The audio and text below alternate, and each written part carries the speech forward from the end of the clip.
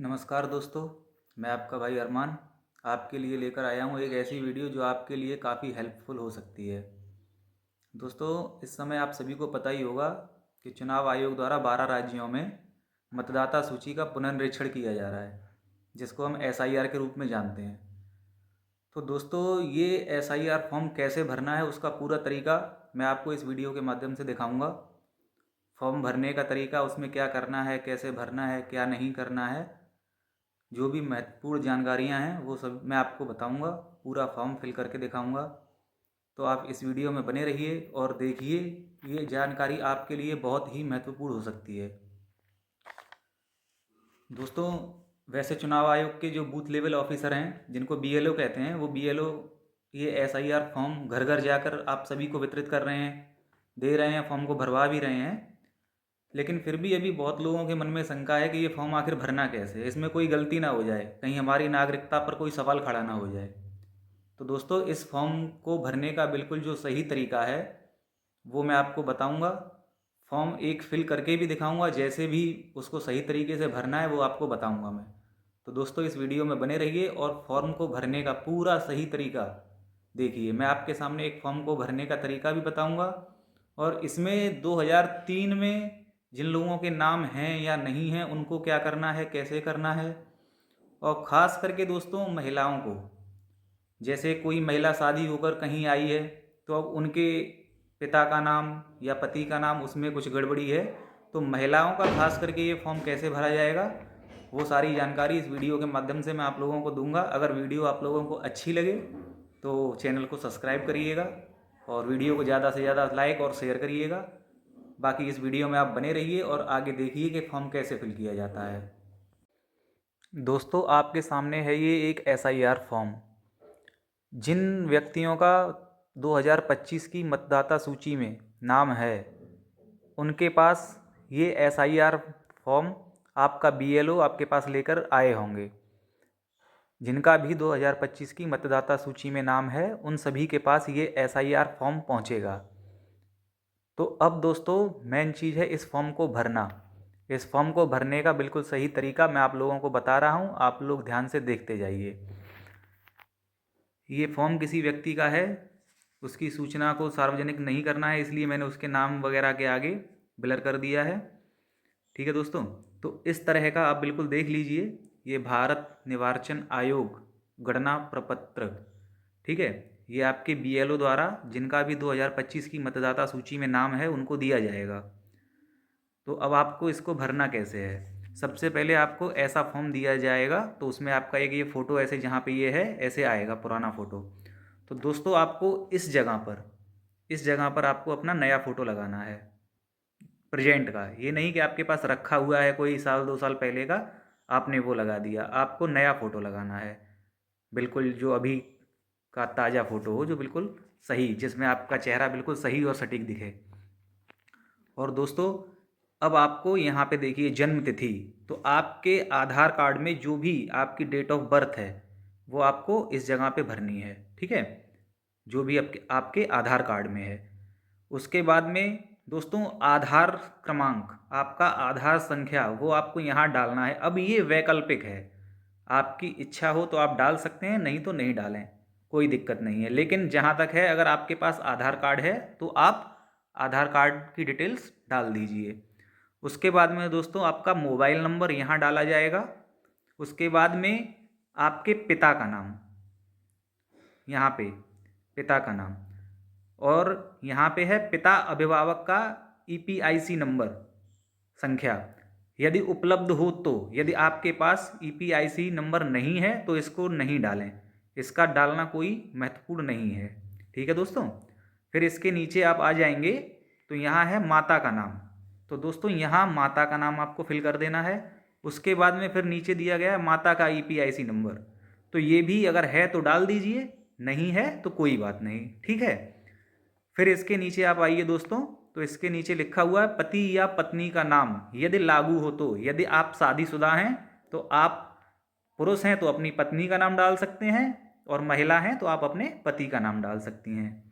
फिर इसके बाद में आप दोस्तों आ जाइए, पति या पत्नी का ईपीआईसी संख्या यदि उपलब्ध हो तो। तो ये भी वैकल्पिक है, यदि आपके पास है तो आप यहाँ भर दीजिए, नहीं है तो कोई बात नहीं। सभी SIR फॉर्म में दोस्तों ये ऊपर वाली जो डिटेल्स हैं ये नॉर्मल है, कोई दिक्कत नहीं, कोई भी व्यक्ति इनको आसानी से भर लेगा और इस वीडियो को देखकर तो और आसानी से आप भर सकते हैं। ठीक है, इसमें कोई यानी ऊपर वाले कॉलम में कोई महत्वपूर्ण चीज़ नहीं है। अब महत्वपूर्ण चीज़ें आती हैं दोस्तों इधर, यानी अगर जो मतदाता हैं जिनके नाम से ये फॉर्म आया है उनका नाम अगर 2003 की वोटर लिस्ट में है तो आपको दोस्तों ये वाला कॉलम भरना है।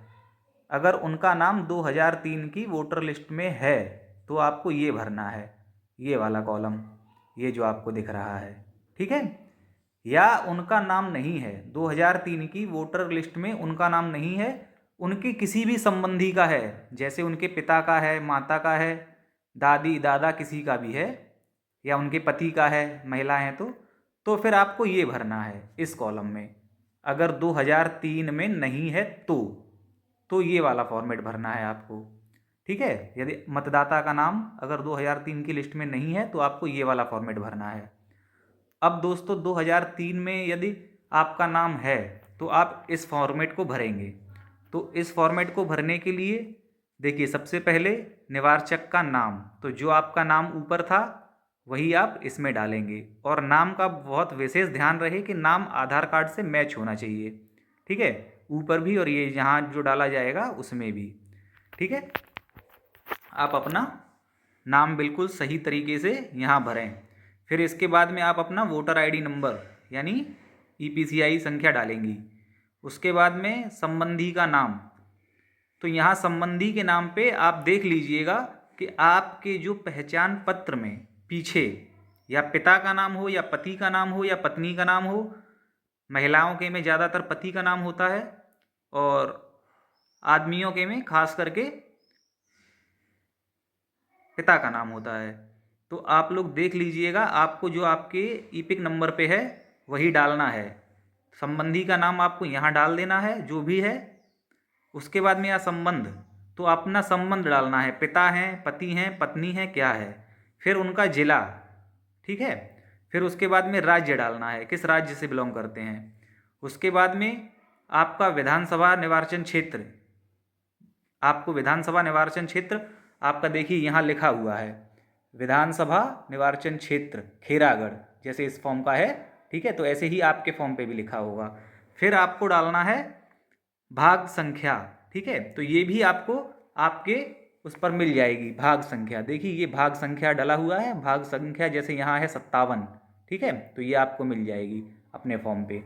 ठीक है दोस्तों, ये भी फिल करनी है। फिर दोस्तों लिखा हुआ है क्रम संख्या, तो ये क्रम संख्या भी आपको अपने फॉर्म पर ही देखने को मिल जाएगी। देखिए ये ऊपर ही ऊपर है ये क्रम संख्या। ठीक है, तो ये क्रम संख्या आपको यहाँ डालनी है। ठीक, ये आपका फॉर्म कंप्लीट हो गया और आपको यहाँ पे अपने साइन करने हैं इस जगह पे। ठीक है, यहाँ आपको साइन करने हैं, यहाँ आपके BLO साइन करेंगे। बाकी ये फॉर्म आपका पूरा भर गया।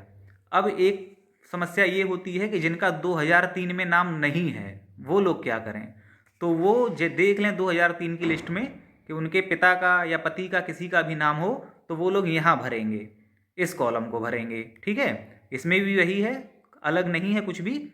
2003 में जिनका नाम नहीं है उनके तो वो अपने संबंधियों का डिटेल, उनसे जो भी संबंधित व्यक्ति है उसका डिटेल इसमें भरेंगे। ठीक, वही सेम प्रोसेस है, जो उसमें है वही इसमें है, लेकिन बस इसमें यह है कि 2003 में मतदाता का जो नाम नहीं है तो इसमें जो नाम डाला जाएगा वो मतदाता का नहीं डाला जाएगा, जो संबंधी हैं जिनका 2003 में नाम है उनका नाम डाला जाएगा इसमें। ठीक है, अगर उनका EPIC नंबर है तो वो डाला जाएगा, नहीं है तो कोई बात नहीं। बाकी मतदाता से इनका संबंध क्या है वो संबंधी का नाम यहाँ डाला जाएगा और संबंध क्या है वो यहाँ डाला जाएगा। ठीक है, बाकी जिला डाला जाएगा, किस जिले के निवासी हैं, राज्य कौन सा है, विधानसभा क्षेत्र कौन सा है। तो ये विधानसभा क्षेत्र आपको उनकी जो वोटर ID है उस पे मिलेगा, या 2003 की लिस्ट में ये आप देख लें कैसे है। ठीक है, तो दोस्तों ये बिल्कुल सटीक जानकारी है, आपको ये फॉर्म भरने में काफ़ी हेल्पफुल रहेगी, मदद मिलेगी। और ख़ास करके दोस्तों जो महिलाओं का है, महिलाओं के लिए जो है वो सबसे बड़ी समस्या है, क्योंकि महिलाओं के में बहुत से लोग कन्फ्यूज हैं कि हम क्या डालें, कैसे महिलाओं का फॉर्म भरें, क्योंकि महिला दूसरी जगह से शादी होकर कहीं दूसरी जगह आती हैं। ठीक है, तो ये फॉर्म मैं एक आपको फिल करके दिखा देता हूँ कि महिलाओं का यदि है तो वे कैसे भरना है। ठीक है दोस्तों, तो यहाँ पे आप मान के चलिए नाम, तो ये मैं अपनी माता जी के नाम से भर के दिखा देता हूँ आप लोगों को। देखिए, तो माता जी का नाम हो गया, ये मैं डाल रहा हूँ। ठीक है, ये मैंने माता जी का नाम डाल दिया। ये वैकल्पिक है उनका, मैंने ये मान के चलिए आधार नंबर डाल दिया। ठीक है, ये उनका आधार नंबर हो गया। उसके बाद में यहाँ मोबाइल नंबर डालना है, तो ये मान के चलिए कि ये मैंने मोबाइल नंबर डाल दिया। ठीक है, डैश डैश डैश, ये मैंने अपना मोबाइल नंबर डाल दिया। उसके बाद में यहाँ पिता या अभिभावक का नाम, तो दोस्तों यही विशेष ध्यान रखना है कि यहाँ पिता या अभिभावक लिखा हुआ है तो यहाँ पति का नाम नहीं डलेगा, यहाँ उनके पिता का ही नाम डलेगा। जो उनके पिता का नाम है, जैसे मेरी नाना जी का मेरे का नाम है अली हसन, तो देखिए यहाँ पे नाम अली हसन ही डलेगा। ठीक है दोस्तों, अब उनका ही, मेरे नाना जी का ही ईपिक संख्या यदि है, मेरे पास नहीं है तो मैं इसको खाली ऐसे डैश दे दे रहा हूँ, ये आपको डैश भी नहीं देना है। ठीक है, अब है माता का नाम, तो यहाँ भी मेरी नानी का नाम डलेगा। ठीक है दोस्तों, इस जगह पे मेरी नानी का नाम डलेगा। हाँ, तो आप देखें इस जगह पे, देखिए माता के नाम के आगे मैं अपनी नानी का नाम डाल दे रहा हूँ।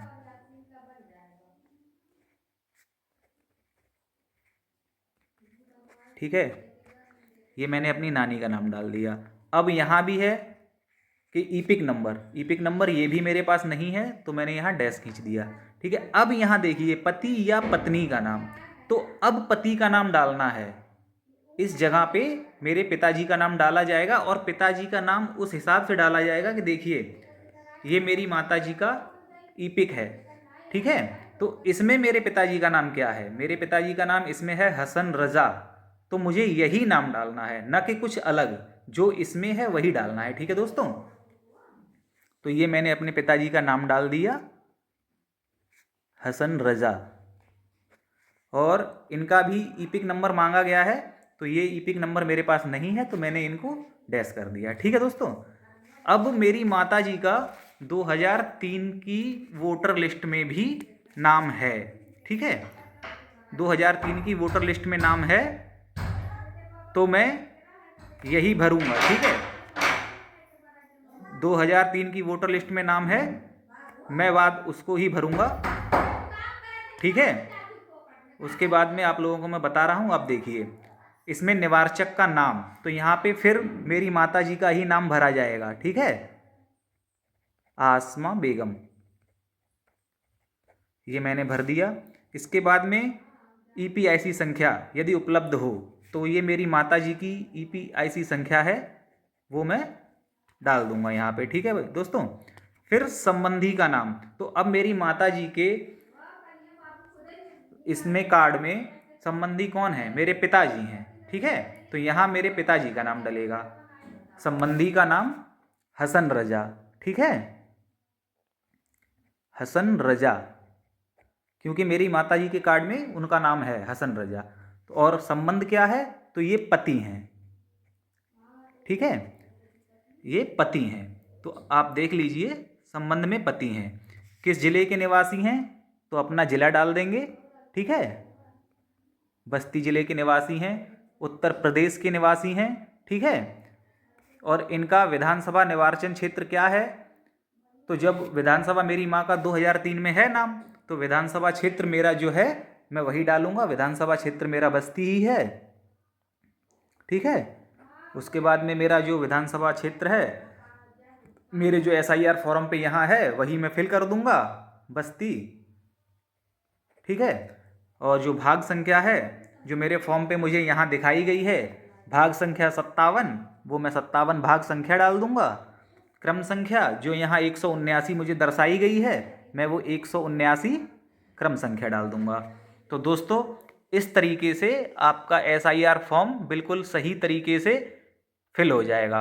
और दोस्तों खास बात मैं अभी आपको बताने जा रहा हूँ, उसका भी ध्यान रखिएगा। दोस्तों, इस एसआईआर फॉर्म की एक खास बात मैं और आपको बताने जा रहा हूँ, उसका विशेष ध्यान रखिए, क्योंकि इस एसआईआर फॉर्म को जब आप फिल करके, पूरा फॉर्म फिल करके जब आप बीएलओ को दें, तो बीएलओ आपके जो साइन कर देंगे फॉर्म पे, साइन करने के बाद इस फॉर्म का आप अपने मोबाइल में एक फ़ोटो खींच लें। ठीक है, एक फ़ोटो खींच के अपने पास रख लें, ये आपकी रिसीविंग के रूप में हो जाएगी। या आपके पास में यदि कोई फ़ोटो स्टेट करने वाली दुकानें हैं, तो आप वहाँ से उस फॉर्म की साइन की हुई की आप एक कॉपी करवा के अपने पास रख लें, ये आपको रिसीविंग मिलेगी। ये आपके लिए रिसीविंग हो जाएगी, आगे फ्यूचर में ये आपके काम आएगी। मान के चलिए आपने बीएलओ को फॉर्म दिया, बीएलओ से फॉर्म कहीं गड़बड़ हो गया, तो आपके पास क्या प्रूफ है कि आपने बीएलओ को फॉर्म दे दिया। ठीक है, तो इस फॉर्म की या तो फोटो या एक कार्बन कॉपी अपने पास रिसीविंग के रूप में जरूर अवश्य ले लें। आशा करता हूं कि ये जानकारी आप लोगों के लिए बहुत महत्वपूर्ण रही होगी।